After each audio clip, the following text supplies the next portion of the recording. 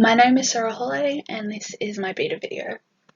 My digital artifact is a comparative analysis of Life is Strange and Telltale's The Walking Dead in order to examine female representation in adventure games, which will be posted as a 10-minute video essay.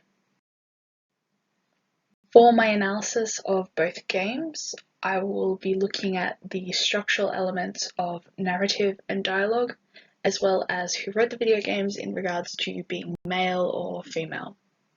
For my post-structural analysis, I will be using a feminist analytical framework, as well as a media archaeology of adventure games, and the evolution of female characters in video games over the years.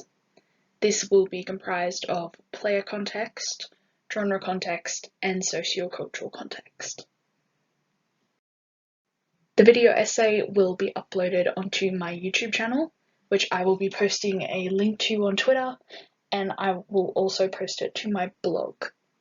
I'm going to begin the fine-tuning of my script and translating that into video format in the next 2 to 3 weeks, and I'm hoping to have the video essay completed and uploaded between the 21st and 27th of October. I will also be writing blog posts on the 2 games used as my game media texts regarding my experience with them as a player and viewer. These will be uploaded sometime next week. The prototype for my DA is a rundown of my script and the topics and concepts I'll be covering, which I've put into a post on my blog, the link of which will be in my contextual blog post. This came about from my initial research, and I've been able to break it down into sections and gather research for each part. I did a playthrough of the first 2 episodes of Life is Strange, taking notes as I played, and I've watched Let's Plays of the first 2 episodes of Season 2 The Walking Dead. These experiences will form the foundation of my video essay, and I found interesting ideas from both to make up the rest of my analysis.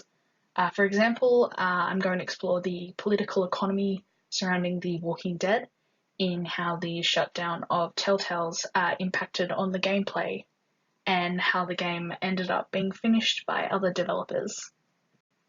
Originally, it was going to focus on female protagonists and characters in the last few years and how they've evolved. Now, after some thought and research, I've narrowed it down to female representation in adventure games using a comparative study, and I will be examining how this has occurred through the last few decades and how it may continue into the future. I've also added a media archaeology framework to the project, whereas before it was just feminism. After posting the rundown of my script, I received 2 comments that I found helpful and plan to take on board.